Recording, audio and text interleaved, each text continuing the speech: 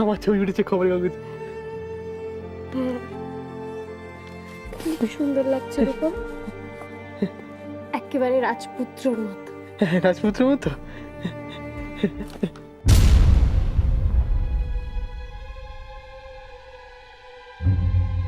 Hello, barrister Maitra আছেন? হ্যাঁ mister Maitra, আমি দামিনী রায়চৌধুরী বলছি।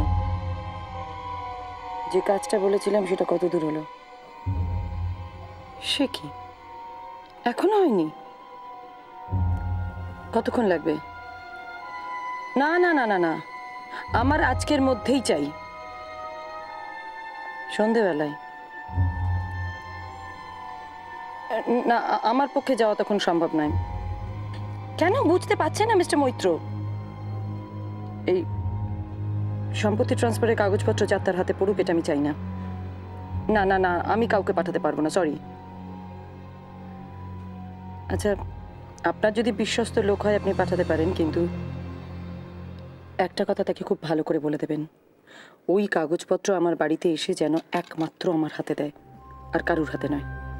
মনে থাকবে? Thank you. হ্যাঁ, আমি ওই সময় বাড়িতে থাকবো। ওকে।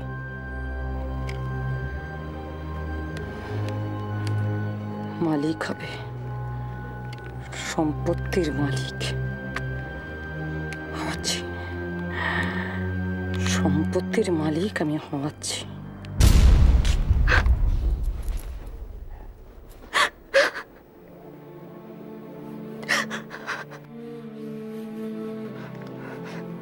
এই দেখো, তুমি আবার কাঁদছো কেন দুর্গা মা?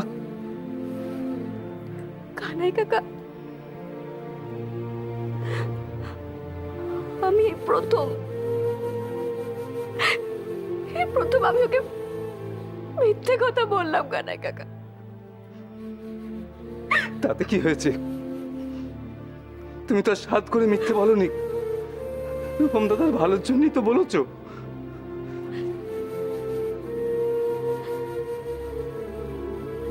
কানাই কাকা, আমি কি এটা ঠিক করলাম বলো? দেখো দুর্গা মা, কারোর ভালোর জন্য যদি মিথ্যে বলো তাতে কোনো পাপ হয় না। আমি জানি কানাই কাকা, কিন্তু কানাই কাকা, আজ যদিও দিভাইয়ের ঘরে না গিয়ে অন্য কোথাও যেত, ভেবে দেখো কি হতে পারতো আজকে কানাই কাকা। আমি ওকে মিথ্যে কথা বললাম, সে কথাগুলো শুনে ও কত খুশি হলো বলো। কিন্তু কানাই কাকা, ও যদি সত্যি কথাগুলো জানতে পারে, ওর কত কষ্ট হবে বলো তো কানাই কাকা। না, আমি আমি কাগজটা সরিয়ে ফেলবো। আজকে দিনটা চোখে চোখে রাখবো। আমি তো রূপম দাদাকে চিনি, ও কাল আর এটা নিয়ে মাতামাতি করবে না ও। তাহলে তাহলে তুমি এক্ষুনি যাও কানাই কাকা, দেরি করো না, তুমি এক্ষুনি যাও। আমি এক্ষুনি যাচ্ছি, তুমি কিচ্ছু ভেবো না।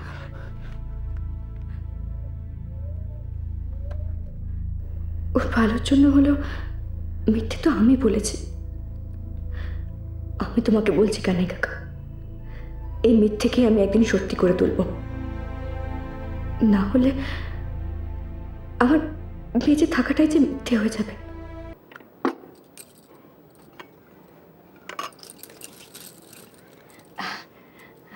আসুন মায়ামা, বসুন, খেয়ে নিন। এ কি করেছো নীলা? এত আমি খাবো কি করে? হ্যাঁ তো কোথায় মায়ামা, এই তো এইটুকু তো খাবার। তাছাড়া আজকে তো একাদশী, আপনি তো ভাতও খেতে পারবেন না, এইটুকু না খেলে কি পেট ভরবে? আমাদের যোগিনীদের পেট বড় ছোট, অল্প খাওয়াতে আমরা অভ্যস্ত। তবু যতটুকু পারেন ততটুকুই। মামনি, আমি থাকতে মায়ামার খাওয়া দাওয়ার কোনো অযত্ন হবে না। সে আমি জানি, কিন্তু এই কটা লুচিতে কি হবে? যাও আরো খান 10 লুচি নিয়ে এসো। আরো 10টা? আমি তো গুনে গুনে 10টাই লুচি দিয়েছি মামুনি। ওই কটাতে ওনার কি হবে? যাও নিয়ে এসো। কিন্তু একটু আগেই মা বলছিলেন যে এত লুচি উনি খেতে পারবেন না। আমি যখন বলছি তখন তুমি যাও না, নিয়ে এসো। কথা বলছো কেন? কি হলো, যাও। যাচ্ছি তো, যাচ্ছি।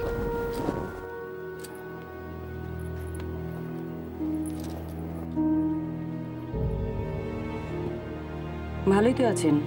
এভাবে কথা বলছো কেন? সেবা যত্ন ভালো হচ্ছে, আয়েসে দিন কাটাচ্ছেন। কি করতে এসছেন সেটাই তো ভুলে গেছেন দেখছি। আমি কিচ্ছু বলিনি। বুঝতে পারছি কোনো একটা কারণে তুমি রেগে আছো। পরিষ্কার করে বলো কি হয়েছে। কিন্তু ওই যে আমি আপনাকে বলেছিলাম, সমান সমান স্ট্যাটাস না হলে আমি বিয়ে দেব না। আপনাদের ব্যবসাপত্র সবই তো ওই পাগলটার নামে। আচ্ছা, আমাকে এখনো এইসব কথা কেন শুনতে হচ্ছে? তার জন্য আমি কি করতে পারি?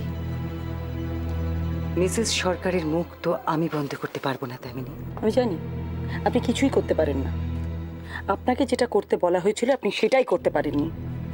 রূপমের মনোবলকে ভেঙে এমন জায়গায় আনতে বলেছিলাম যাতে ও নিজে ওই সম্পত্তি আমার হাতে দিয়ে দেয়, আর আপনি কি করলেন? কিচ্ছু না।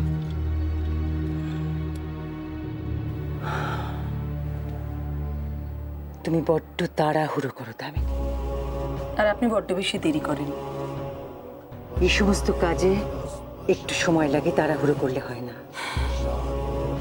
হ্যাঁ, আপনি সময় নিয়ে কাজ করুন, আর সব কিছু আমার হাতের বাইরে, নাগালের বাইরে বেরিয়ে যাক। শুনুন, আমি আপনাকে আর সময় দিতে পারবো না। আজই আপনি রূপমকে দিয়ে ট্রান্সফার ডিডে সই করাবেন। হাজি, ব্যারিস্টার মৈত্রকে দিয়ে আমি সমস্ত কাগজপত্র তৈরি করিয়ে নিয়েছি। কিন্তু রূপম কি সই করতে পারবে? সই না করতে পারুক, টিপসই তো দিতে পারবে। আপনি রূপমকে আজকে আপনার ঘরে নেমন্তন্ন করবেন। বলবেন একাদশীতে খাবার নেমন্তন্ন।